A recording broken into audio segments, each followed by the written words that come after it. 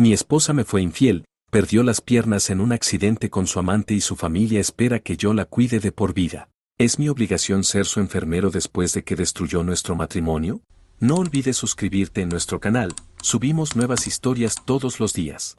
Recibí una llamada telefónica urgente del hospital que me paralizó por completo. Me notificaron que mi esposa había sufrido un accidente automovilístico de extrema gravedad. El mundo se me vino encima en ese instante. Me trasladé de inmediato al centro médico, conduciendo con una mezcla de ansiedad y desconcierto, sin saber siquiera si ella seguía con vida o en qué condiciones físicas se encontraba. Al llegar, localicé a los miembros de su familia en la sala de espera. Sus rostros reflejaban una crisis profunda, un cuadro de desesperación absoluta, pero, extrañamente, ninguno de ellos fue capaz de ofrecerme una explicación clara sobre la mecánica del siniestro o el estado actual de mi esposa. Simplemente me miraban con ojos vidriosos y evitaban cualquier detalle técnico.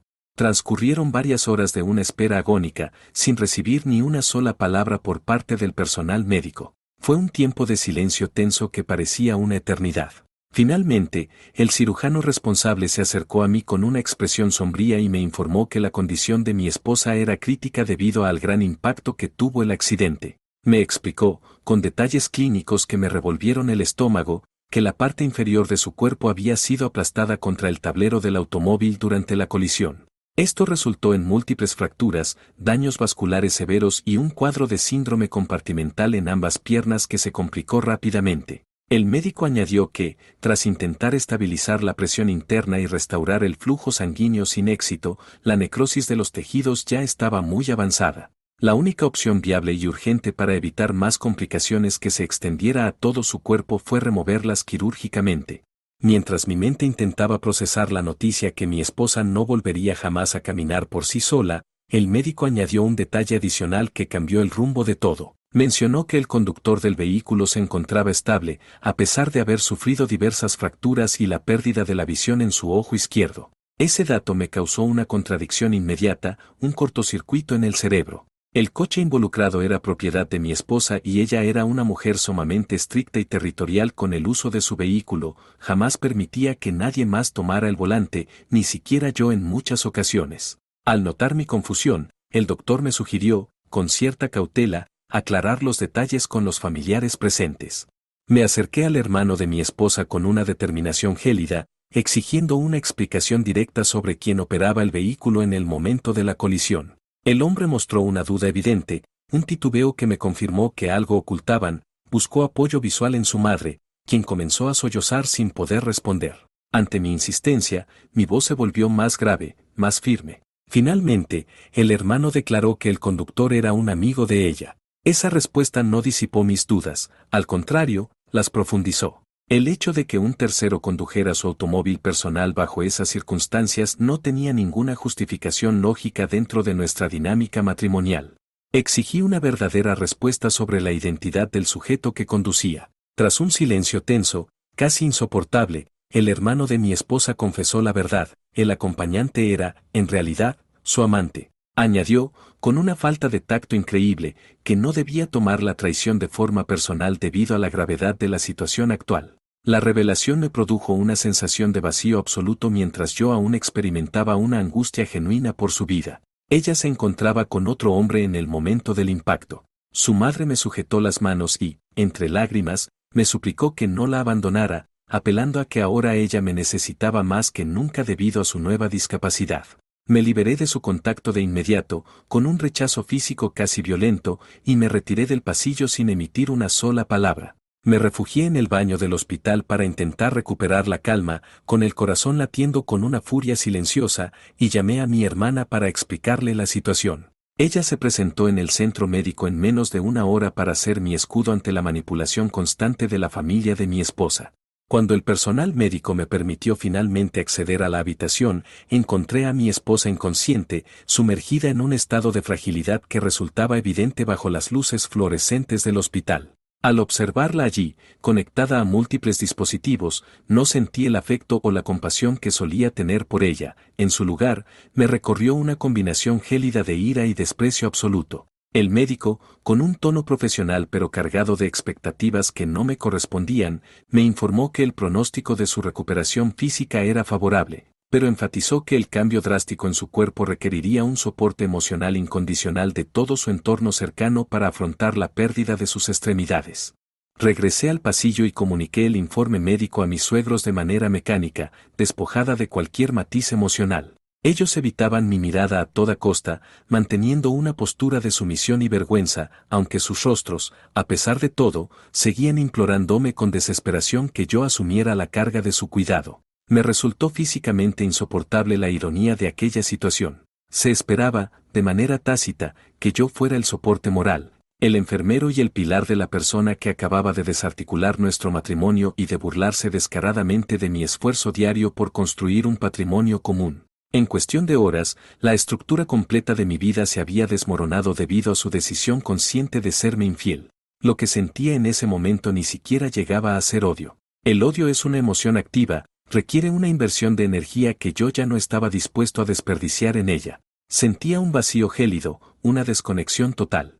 Mi hermana, al notar mi estado de shock y la frialdad con la que estaba procesando todo, me apartó de la familia y me habló con una claridad tajante. Me recordó que no tenía ninguna obligación de ser el mártir en una historia donde yo era, de principio a fin, la víctima. Me lanzó una pregunta que se grabó en mi mente: si la situación fuera la contraria y tú fueras el infiel accidentado, ¿ella se quedaría a tu lado? La respuesta era obvia, tan clara como el agua. Ella no solo me habría abandonado en el acto, sino que se habría asegurado de borrar cualquier rastro de mi existencia para continuar con su vida sin mirar atrás.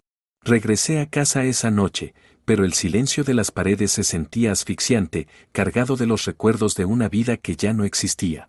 Mi hermana se quedó conmigo, pero el sueño fue imposible. Cada vez que cerraba los ojos, mi imaginación proyectaba, como una película de terror, imágenes de ella con ese hombre, compartiendo la intimidad que a mí me negaba, burlándose de mi esfuerzo y de mi confianza. Mientras tanto, su familia esperaba que yo, el esposo traicionado, asumiera el papel de enfermero y proveedor de por vida para alguien que había decidido desecharme mucho antes del accidente. A la mañana siguiente, un mensaje de mi suegra interrumpió mi aislamiento. Mi esposa había despertado y su primera petición era verme. No sentí urgencia, ni alivio, solo una amarga ironía. Salí a caminar durante horas, intentando resolver la guerra interna entre la compasión que me habían inculcado desde niño y la dignidad que me exigía marcharme lejos. Finalmente, volví al hospital con un solo propósito: quería que ella viera en mis ojos que ya no tenía absolutamente ningún poder sobre mí. Al entrar a la habitación, la fragilidad de su estado era evidente, pero mi corazón no flaqueó. Ella comenzó a llorar en cuanto me vio, intentando estirar una mano que apenas podía mover. Me mantuve a una distancia prudencial junto a la ventana, observándola como si fuera una total desconocida. Cuando intentó balbucear una disculpa y decir que estaba confundida, le solté la noticia de que su amante también había sobrevivido, solo para ver su reacción. Ella bajó la mirada, confirmando en silencio que ya estaba al tanto. Le hablé sin gritos, con una frialdad quirúrgica. Le expliqué que nuestra vida juntos había muerto en el instante en que ella decidió serle leal a otro hombre. Desmonté su excusa de la confusión, recordándole cada mentira calculada, cada noche que fingió desinterés para evitarme y cada vez que apagó su teléfono para estar con él. No fue un error momentáneo, fue una serie de decisiones conscientes. Mientras ella se hundía en un llanto desesperado, atrapada en una cama y en las consecuencias de sus propios actos, comprendí que ya no había nada más que salvar. Ella estaba presa de su propia miseria y yo estaba a punto de ser libre. Lo más frustrante no era ver su cuerpo mutilado, sino darme cuenta de que ella seguía sin asimilar la gravedad de su traición moral. Para ella, su tragedia física de alguna manera anulaba su falta de ética, como si perder las piernas le otorgara un perdón automático. Salí de la habitación decidido a no volver, pero lo que siguió fue un asedio implacable que me llevó al límite de mi resistencia. Salí de la habitación decidido a no volver, pero lo que siguió fue un asedio implacable. Mi teléfono se convirtió en un desfile constante de llamadas y mensajes de toda su familia. Intentaron manipularme con cada recurso posible. Hablaban de los votos matrimoniales, del castigo divino y de que Dios me estaba poniendo a prueba. Me asfixiaba el hecho de que el mundo entero se volcara en sus necesidades especiales, mientras nadie me preguntaba a mí si podía dormir, si había comido o si simplemente tenía ganas de seguir viviendo. Mi hermana, viendo que estaba al borde del colapso, me obligó a empacar una maleta y me envió a la casa de campo de un amigo. Allí, lejos del drama hospitalario, encontré el silencio necesario para pensar. Mi amigo me dijo algo que cambió mi perspectiva por completo: perdonar no es lo mismo que quedarse. Puedes perdonarla para liberarte tú, pero no tienes por qué cargar con su mochila el resto de tu vida. Esa frase fue como abrir una ventana en una habitación llena de humo. Comprendí que no era un monstruo por querer alejarme y que la empatía no podía ser una sentencia de autodestrucción.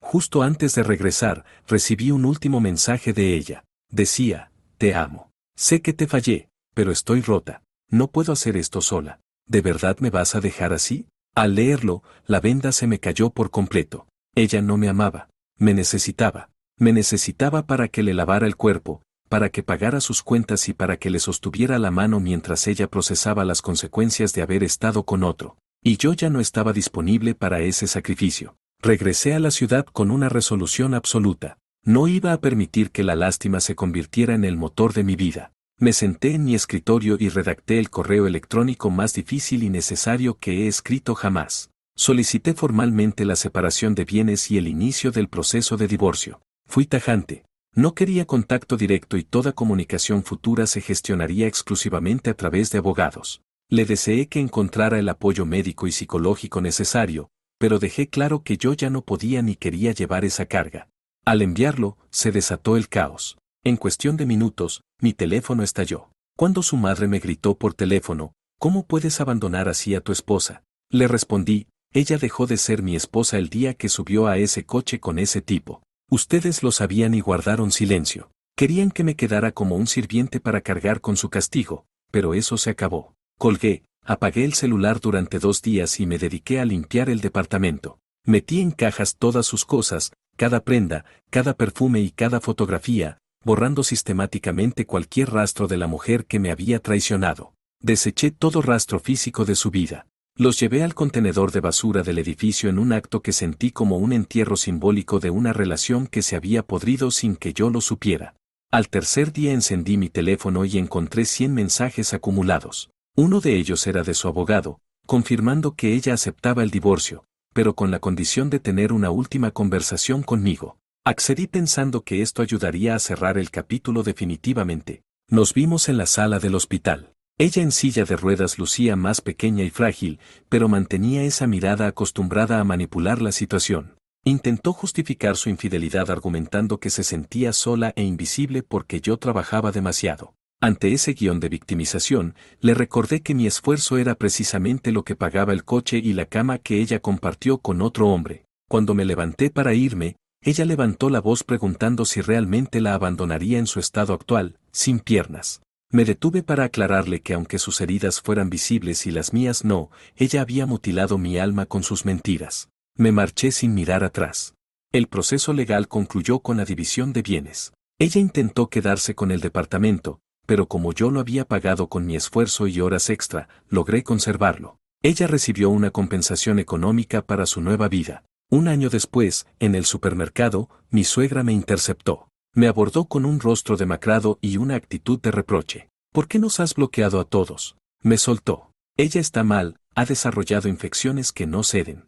No deja de preguntar por ti. Dice que necesita tu perdón para tener paz. Le respondí: entiendo que estés sufriendo, pero mi presencia no cambiaría nada. El perdón es algo que ella debe encontrar por su cuenta, no es algo que yo deba entregarle como un analgésico. Mi suegra empezó a llorar, pero no sentí culpa. Al salir, me alcanzó en el auto y se arrodilló sobre el asfalto. La escena era humillante, pero por pura necesidad de terminar con el espectáculo, acepté ir al hospital una última vez.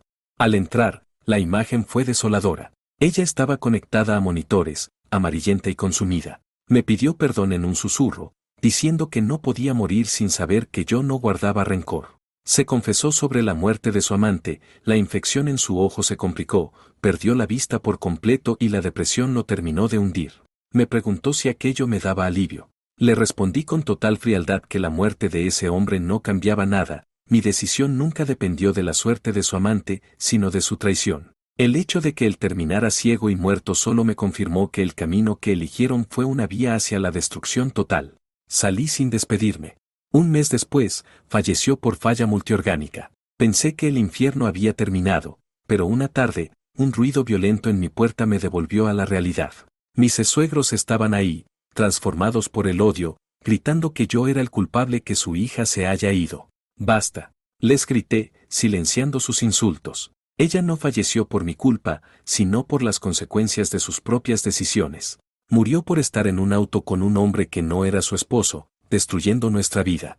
Ustedes fueron cómplices de sus mentiras y pretenden que yo cargue con el peso de su muerte para limpiar sus conciencias. No soy su sirviente, ni su mártir. Lárguense de mi propiedad y no vuelvan nunca. Cerré la puerta de un golpe y eché la llave. La historia estaba por fin terminada. Si te gustó la historia, regálanos un me gusta y suscríbete al canal para no perderte ninguna de nuestras historias.